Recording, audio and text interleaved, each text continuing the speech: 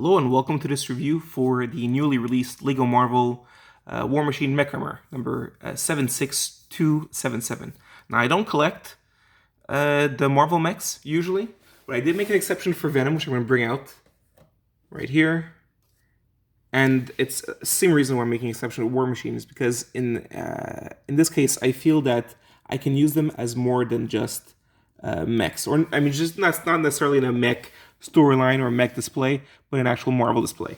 For Venom, what I was hoping was that it could be kind of like a monster Venom type of scenario, and it didn't work out. It still was very much, mech type, and one of the main reasons why it still kept that appearance is because of the head. As you see, it has the whole point where it's like a small head and big body, which is standard with these Marvel mechs.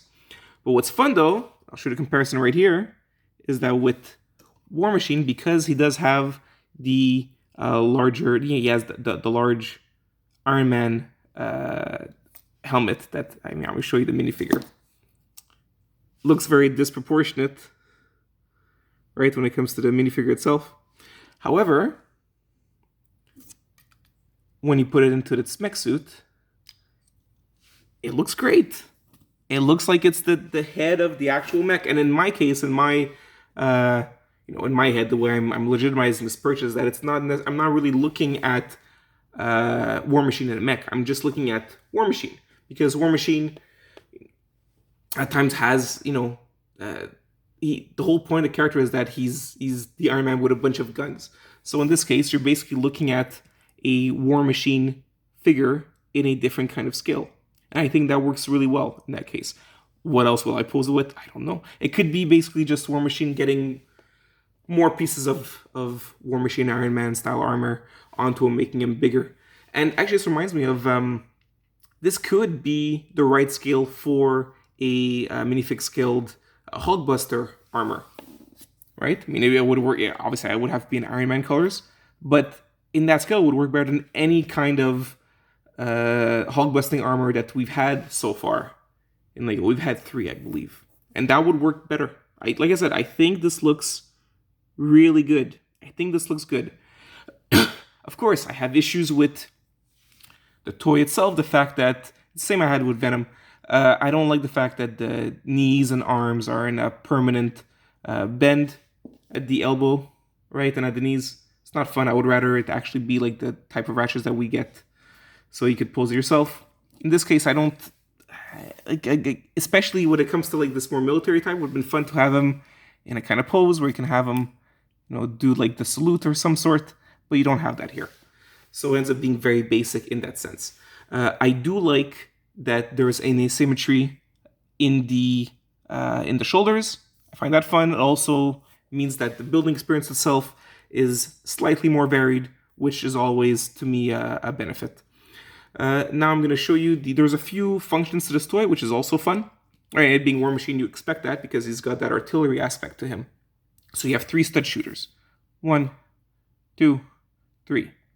And what's fun, and adds to the whole playability of the figure, is that, so for him to have all that ammunition, is he actually has a little ammunition canister. If you open it up, I'm hoping I'm opening it up the right way. No, but that's the wrong way. Okay, if you open it up, right, you have all the studs. Ah, great. You know what? No, that was the wrong way.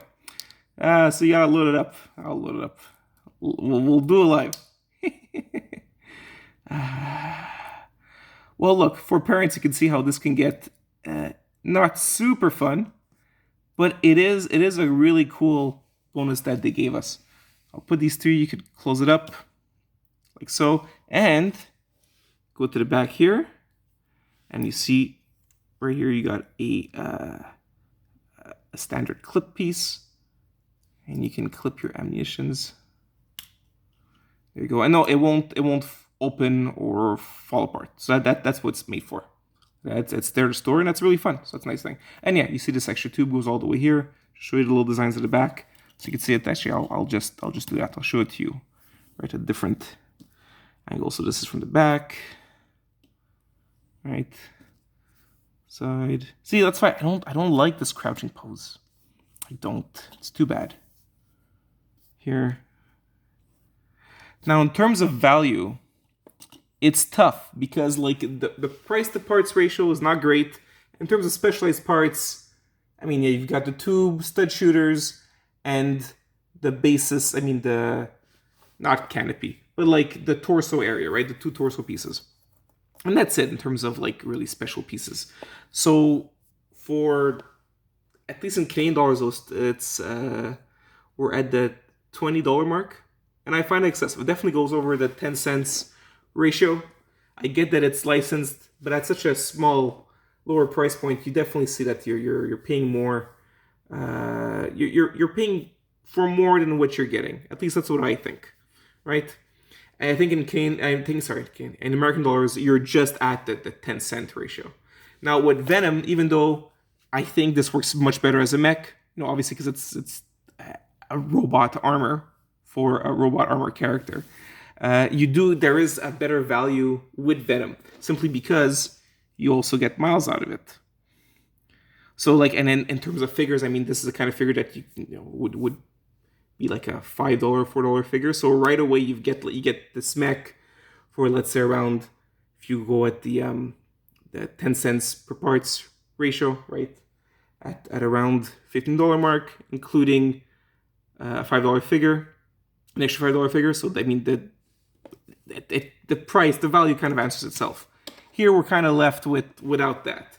I guess instead of miles, you could say you do have the fact that you have, right, I'll take him out, the specialized helmet here. Type that, just want to get it clear. Okay, good. Type that can't open up, so here's Rhodey.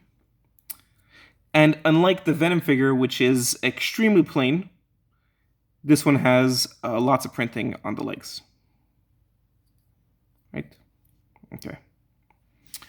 Now another thing to show you the last little bit that you can have with this figure, the extra component would be that, let's get him, but good. Okay. He does come with a hairpiece. Now this is one thing that I feel they cheapened out here. Come on. There he is. Okay. So this hairpiece has like way more going down the back, which I don't think fits the hairstyle they're going for at all. But this is usually done so that you would cover an extra expression in the back. And that would make sense, because I mean, you only have one figure, might as well make it as good a War Machine figure as possible. However, there's nothing. There's no added expression. So I find it really odd they give us a piece that's clearly made for that. And you could have extra expression, either make him, like here he's happy, either make him angry or something of the sort, right? But no, you don't get, or you know what, better yet, I just realized what you need here. You would need the kind of face which has the display on it. Sorry, he's always going out of focus. That's too bad. You need the kind of face that has that extra, that display on it, that display overlay on it, like you do with Tony Stark figures that we've seen. For instance, the Tony Stark figure that comes with the 4+ Hulkbuster armor, the one versus Thanos that came out at the end of last year, right? That could have been good. That could have been extra. But in this case, it's just like you're really getting the bare minimum, for this same price point, which is too bad. In the end, does the mech itself look good? Yes, I think it looks better than Venom. I think it's the best looking mech simply because of the nature of the character. I think it looks really good. However, in terms of functionality, it's very bare bones, very basic, and you can see where they cut corners. Like the fact that he doesn't have an extra face mech, which is just too bad. Anyway, so that's my opinion. Let me know what you think in the comments, and I hope this review helped you all. I wish you all a great day. Bye.